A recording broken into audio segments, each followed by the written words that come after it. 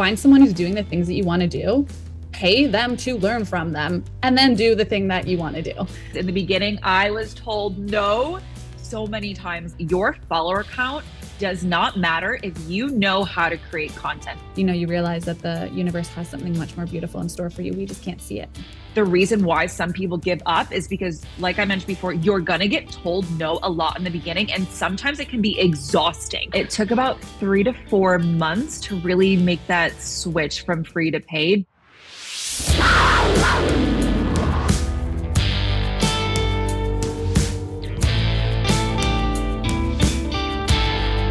What's up, Savages, and welcome back to the Business Savage podcast. I'm your host, Cassandra Britton, and today I'm excited to bring to you another guest interview.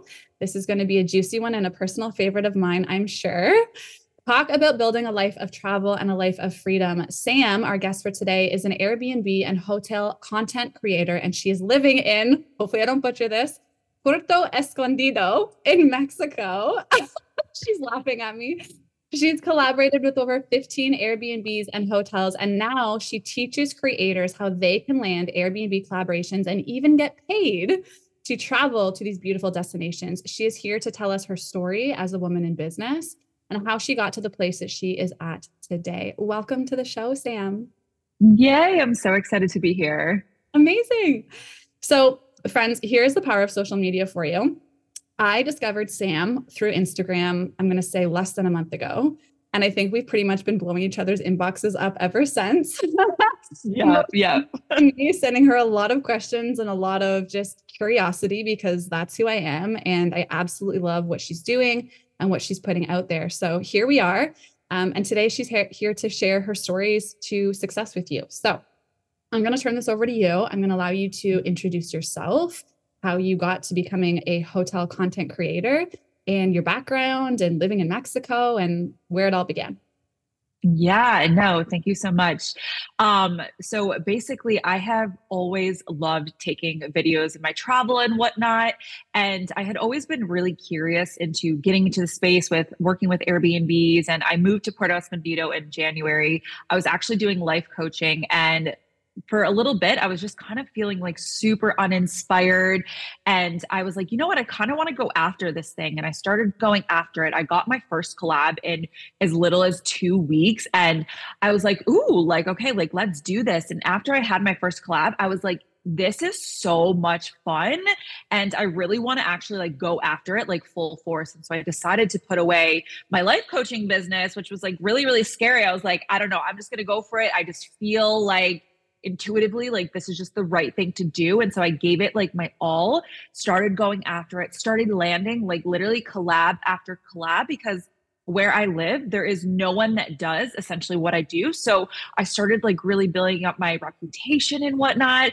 And I've now like worked with so many Airbnbs and hotels. I've become like the go-to person here, like 10 months later now. And it's so crazy, the journey from like getting here, because in the beginning I was told no so many times. Like my first collab that I got, they told me no.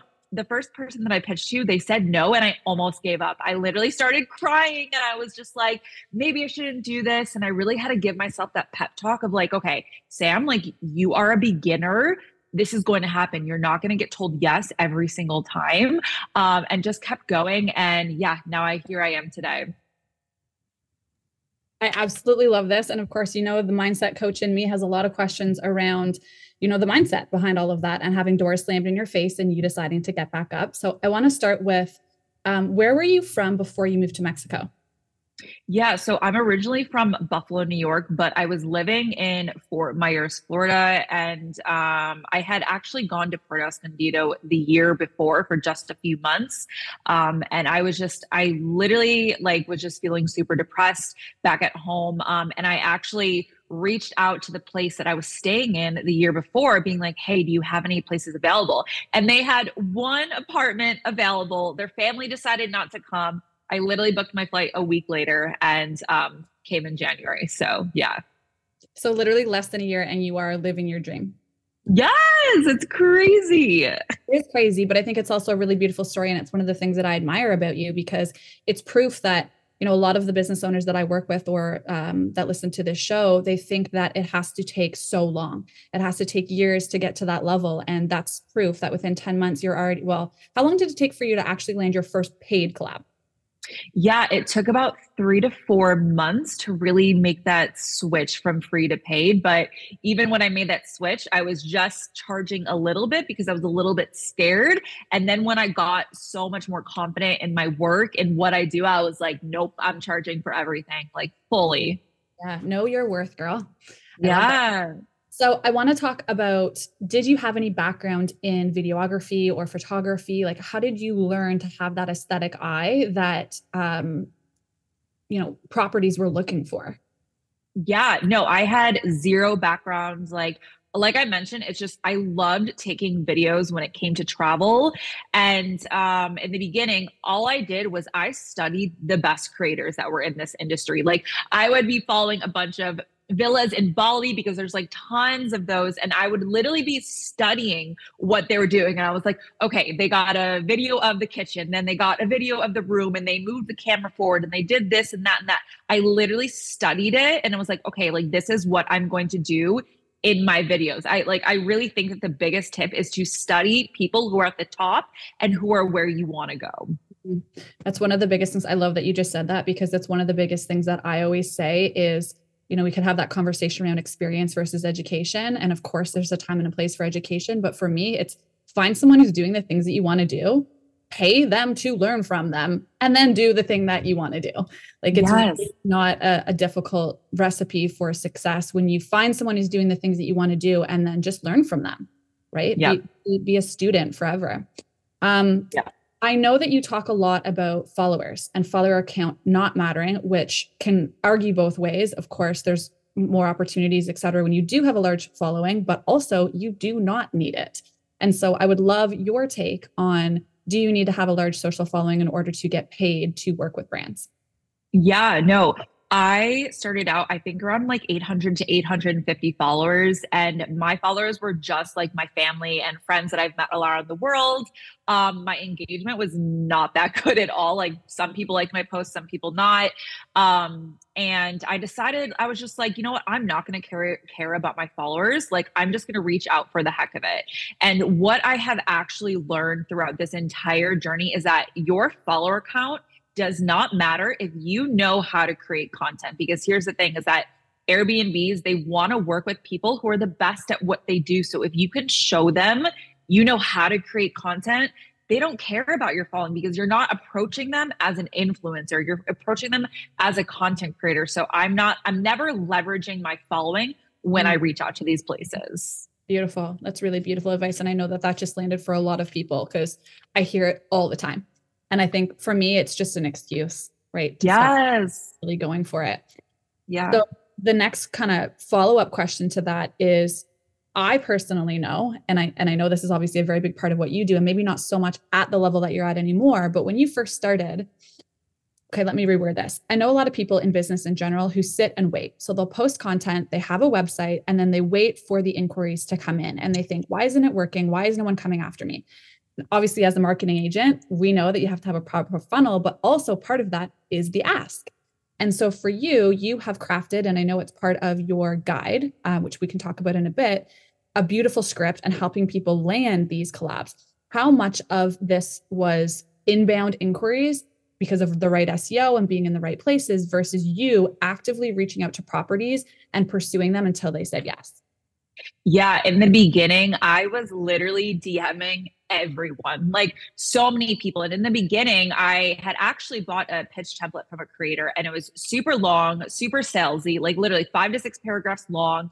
And I was sending this to a lot of people and I was getting ghosted. I was getting told no a lot of the times. And I literally was like, I need to figure out like a better way. Like I don't like this salesy approach. I need to figure something out. And so after getting told no and rejected a bunch of times, I figured out my own way and I started reaching out. I started connecting with these people and I started landing collabs much, much faster. But I would literally say in the first, 3 to 4 months, even like 5 months, for a long part of it, I was reaching out to a lot of people. And I think the reason why some people give up is because, like I mentioned before, you're going to get told no a lot in the beginning. And sometimes it can be exhausting and it can make you be like, oh my God, like I'm done. I want to give up. I'll never forget. I was like reaching out to people. I was getting told no so many times.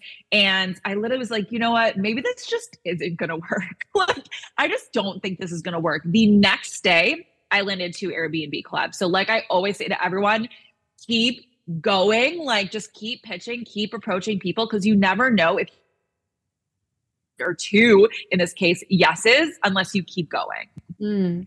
I love that you just said that, because one of the mottos of this show and everything that the Business Savages talks about is a savage will get knocked down, but we will always get back up. And so Yes. I would love if anything comes up for you as I ask this question from a mindset perspective, having multiple people say no to you, you questioning whether or not this is the right avenue for you, and then divine timing, walking into your life and you finally landing that collab. How did you get yourself through that? Do you have practices that help you keep going? What do you have to say to the person who has had the door slammed in their face 10 times or 100 times to keep going? I really just think it comes down to like really trusting and being confident in what you have to offer. Like for me, I knew that I was really, really good at what I did. And I knew that I need to get in front of people and to see that, this is what you actually need. And so I guess I didn't really have like a practice. It was just like, I trusted so much that it was going to work out. Like I always was just like, no, like this is the right path. Like I feel it inside of me. Like this is what's going to work essentially. And I kept going. Like like no really practice, just really trusted, and believed like with blind faith, like everything was going to work out. Such a beautiful mindset around all of that. So thank you for sharing that. It reminds me of Alex Hormozy too, right? He talks about have a banging offer and then everything else comes after that. And so for you, you're very good at what you do. You figured out how to be good at shooting content. And so now everything else can come after that because you're confident in your offer. You're confident in what it is that you do. So just a reminder for anyone that's listening right now, if you don't have that level of confidence, maybe you need to go back to revisiting your offer and, refining that until you're really confident in what it is that you do. I want to talk a little bit about your first paid collab. You don't have to give any details if you don't want to, but how that came about, what that was like for you, that first moment for you. What do they typically expect in exchange? And again, we don't need to go in super detail because I know you share a lot of this in your guide, but what does that typically look like? And what was the first one like for you? Yeah, well, I'll actually tell you what actually led to me making that switch because I think that that's super important. But I was at this one collab and essentially, yeah. Wait, sorry. I forgot. I'm like thinking back to, okay. So I was at this one collab and I was doing, I was going to say 2 nights. And so one of my friends, she came over, she was helping me with a lot of the content. And that day before we were planning every single thing. And she was like, okay, like, let's do this. We're starting at like 7, 8 in the morning. Let's get everything done tomorrow. And right when I was about to go to sleep, the owner called me at 9 p.m. being like, hey, we actually forgot to block the dates on booking.com and someone booked it last minute. So you guys actually have to leave tomorrow. And I don't know why, but I was just so frustrated because I had put so much time and energy and effort into planning like everything, which takes a lot of time. And he was like, you have to leave, but he felt really sorry, but I was just like, you know what? Like we already planned everything. I'm going to do it tomorrow, even if it's literally just in those 4-hour window of having to shoot everything. We shot everything. I looked at the content. It was honestly probably my best content to date. And I remember just being like, that really just made me be like, you know what? Like the amount of energy and everything that I put into this, I need to start getting paid. After I saw the work that I did and all the time and effort I put into it, I was like, I need to get paid. So my next one, I had actually already planned and we were going to do an exchange. And I actually said to him like, hey, I also offer these packages and you have to pick one in order for me to like work with you essentially. And he was like, well, can't we just offer you another day for like this extra stuff? And I was like, no. And I kind of just had that I don't give a fuck attitude. I don't give a fuck if you say no. I don't give a fuck if you say yes, like whatever. These are my standards. And I really think setting the standard and just being like, you know what, if you don't get this, like, it's okay because someone else will pay. I really think having that I don't give a fuck attitude helped me. And he literally was like, okay, perfect, sounds good. And he ended up paying me. That was my first time actually getting paid. It was a very small amount, but like, it was still like, oh, okay, cool. Like, I really just have to have this, like, I don't give a fuck attitude, like, in order to get paid.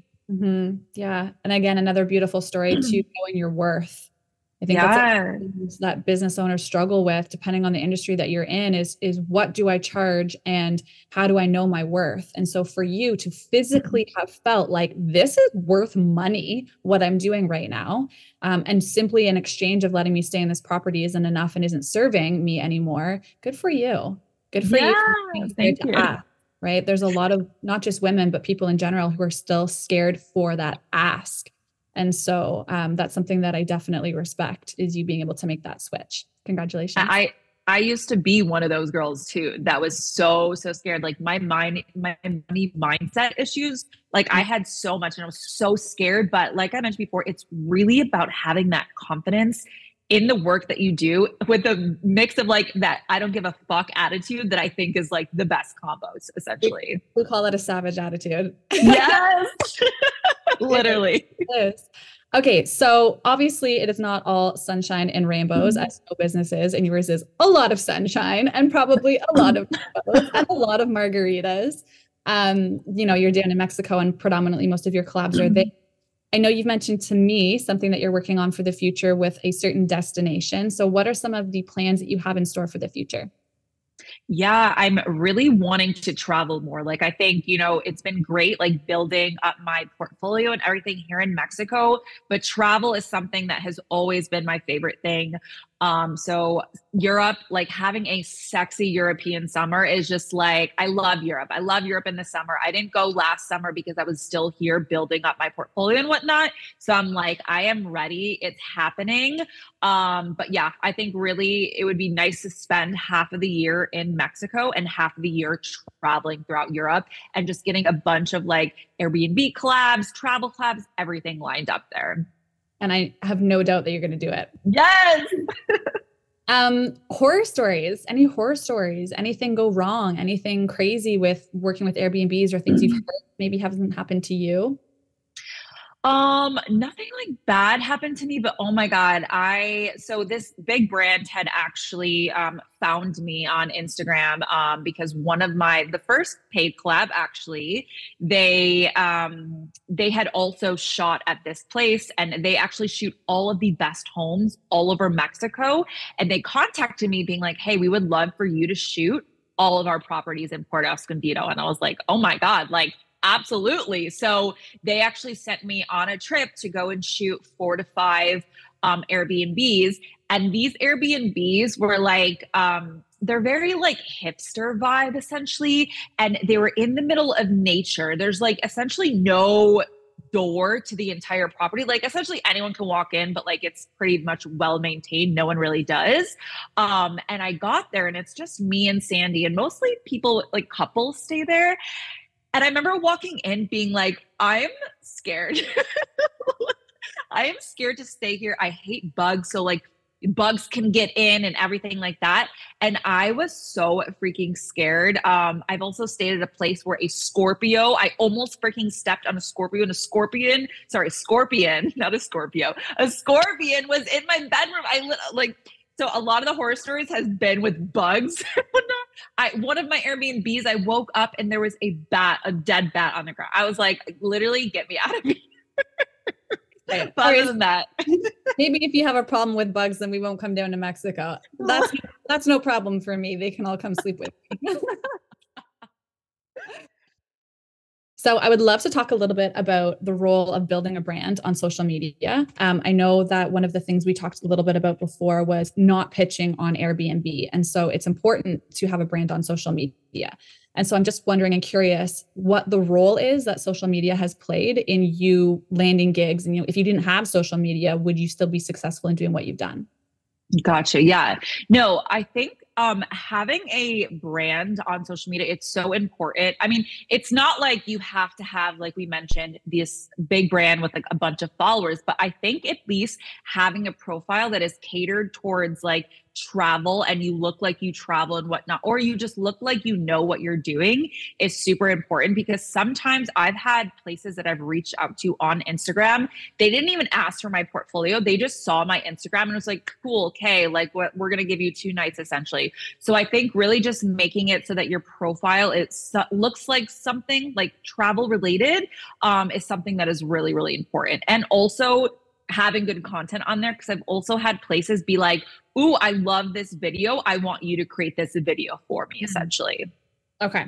So for anyone listening, I'm going to kind of like this double hammers home on all of my points all the time, about when someone lands on your page, knowing what it is that you do, knowing who you are, knowing what it is that you do. Right. And it doesn't matter what the follower count is, but you have built a brand so strong that when someone comes to your page, they know exactly that you're the best and what it is that you do and how it is that you're going to help them, because that message is so strong and so clear in the way that you have built your brand.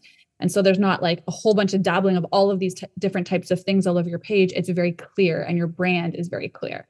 So yeah, just happy that you were able to kind of reiterate that for those out there that are posting all kinds of different things. That has to be pretty specific in this realm and in any business really when you're building a brand. Yeah, definitely. And I actually, because I wanted to get so niche, I actually separated out. Like I used to have Samantha Weiss, my personal account, as giving tips on Airbnb and also showcasing my work. And I really made like an important decision, because I was like, okay, I'm not only going to have Airbnbs watching me, I'm going to have top photographers, top videographers, and people who own big travel brands watching me, and they want to see my work versus seeing like tips and stuff about Airbnb. So I made that decision to actually split it out, and I created the Airbnb Creator Club as for a place where I can post specific like tips and stuff about how to land Airbnb clubs, where essentially my Samantha Weiss now, it's my portfolio. So when they land on my page, people know exactly what I do, because it's so focused on essentially my work that I create. Mm-hmm. Yeah. Building a very powerful brand. Yeah. Let's talk a little bit about mindset. You have a background as a life coach, so obviously you know a lot in this space. I'm curious if you have any practices, mindfulness practices, wellness practices, spirituality practices, things that you find really help you stay grounded and centered when you are all over the place and your days are all over the place. How do you like to start your days, or what type of practices are very sacred and special for you? Yeah, to be honest, I'm actually still working on this, because this year has, actually 2023 has been so crazy busy. And one thing that I want to start implementing this year is having a more rigid routine, because sometimes I would put work first and I hated that. I saw myself doing that. But some things that I like always made sure to do was like every single morning, I always go with a walk with my dog, which is just so nice and peaceful on the beach. And then also one thing that I always do is that whenever I'm with friends or anyone, I'm not on my phone, because I am always on my phone, like when I'm alone, essentially like that. But when I'm with my friends, like my phone is away. It's my time to just like, not be on my phone and to actually like be present and whatnot. But going forward this year, something I really, really want to make sure I'm doing is having less screen time. So something I'm trying to implement is, the first hour or two in the morning, like not being on my phone, not looking at my screen, not looking at messages and whatnot, because I tend to put work so much first. And I really, this year, I want to focus on having that balance, focusing on me and work, because my work isn't my entire life. I want that to be separate as well. Yeah, there's so much I could share there, but I think most of the listeners here know a lot about my story and going through burnout. So maybe I'll send you a long voice note afterwards. Yes. What is the most rewarding aspect, in your opinion, of being an entrepreneur? I think in this space, it's just been being creative. Like you really get to create like your entire life. Like it is up to you to create everything that you like manifest and you want to dream of and whatnot. And just, yeah, actually, that is a really good question. I haven't really actually thought about that. I asked good question. I think like one thing also for me that's like, because I used to work in a corporate job, and one thing that I like about being an entrepreneur is that I get to determine one thing that I like about being an entrepreneur is that I get to determine how much money I make. Whereas, like, when you're in a corporate job, you are very limited, and I would always be scared to ask for more money. Whereas now it's like, it's me. Like, I am the person who determines how much money I make. And I think that's really exciting because it's like, you can make like so much or you can make so little, and it really just depends on you, your drive, and how much work that you put into. And then obviously the freedom, like the freedom to create my own schedule, to go out to lunch, go out to brunch, like literally, like I want more brunches. I want more days off spent by the beach, going to like a vibey like restaurant by the beach. Like, I want more days off this year. So that's kind of what I'm focusing on, is my schedule just being very light and flowy and and fun. Feminine. I love that. Yes, exactly. Ever imagine going back to a 9 to 5 after stepping into it? No, it's so crazy. I know the thought of it. I'm just like, wow, I can't even imagine going back. As hard as it's been. And I have a lot of crazy stories, but it's, I can't ever imagine going back to it. Yeah. Same. It's been 6 years, and it's like, it's so crazy, to think how long it's been. And it's like thinking back to it, because long story short, I got fired from my job, and it's been such a blessing in disguise. And I'm so happy, like looking back, that it happened. And it's funny because I bet in that moment there was a lot of resistance and upset and anger and frustration. But then, you realize that the universe has something much more beautiful in store for you. We just can't see it. Yes, exactly. Exactly. What about challenging? What do you think is one of the most challenging aspects that people stepping into the entrepreneurial space should be mindful of?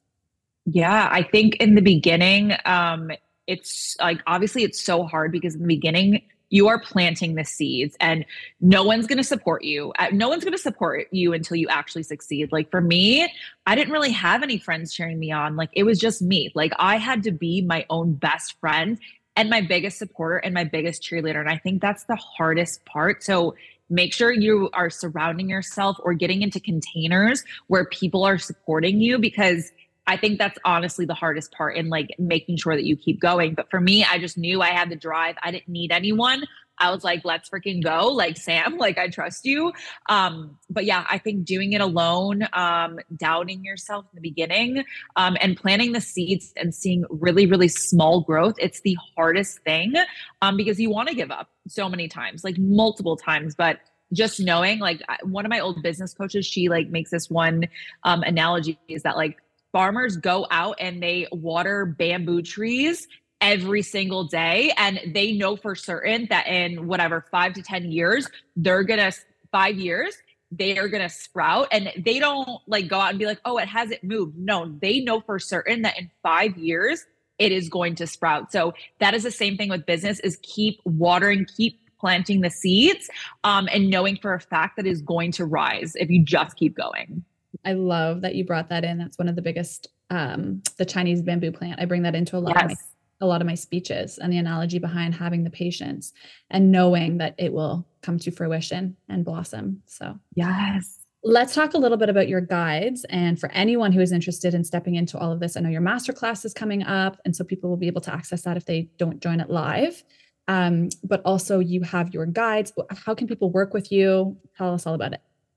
Yeah. So me and actually Hotel Creator Club, who specializes in working in top luxury hotels, we are going to be hosting a masterclass that's going to be all about landing Airbnb and hotel collabs. It's going to be amazing. That is happening this weekend. And then also I do teach people how to pivot into the paid capacity, which, spoiler alert, I'm actually going to be launching a masterclass as well, starting next week, on how to get paid. So I'm super excited about that. And then I actually just created, it's called the Top Tier Creator Bundle. And it's all about how to land Airbnb collabs, how to get paid, and how to create content as well. And you also get access to a private Facebook community and get to join live Q&As every single month. So awesome. Like so many different ways to work with me and how to learn how to get into this industry, how to get paid, and just to have like an awesome, collective like creator community of people who are doing the same thing that you are. I love this. So we'll be sure to drop all of the details in the show notes, as well as your website and everything. But what is your social media handle for those that are just listening and want to be able to grab it quick? Yeah, it's Airbnb Creator Club. Beautiful. Yay. And as we wrap everything up, any final pieces of advice or anything for these aspiring listeners that might be interested in pursuing something similar to yourself, or maybe just stepping into the entrepreneurial space in general? Final thoughts, final advice for them? Yeah, I think something that's huge is to just take a step forward. Don't overthink it. I've had so many people be like, I don't know which step to take. There is no wrong step to take. It's just taking a step forward and figuring it out along the way. If you don't take a step forward, you're never going to get anywhere, but just start. Don't hold yourself back. Don't make up excuses for why you can't move forward. Just go after it and you'll figure it all out along the way. Amen. I will double click on that. Thank you so much for being here today. I'm super excited for Sunday. I will be there front row with my popcorn. I'm so excited. Very, very excited. Sam has helped me a lot. I've landed a few of my first collabs and I'm excited to share those details, but I don't want to say anything else about that yet. A big thing that I'm stepping into. So I'm really excited. And thank you for everything that you've been sharing with me along this journey. Yeah, thank you so much. I'm so excited. Well, Savages, that is all that we have for you for today's episode. I hope that you enjoyed this interview with Sam, and we'll be joining her masterclass in the future or any of the other offers that she has. Remember, a savage will get knocked down, but they will always get back up. So keep on fighting. Peace, guys.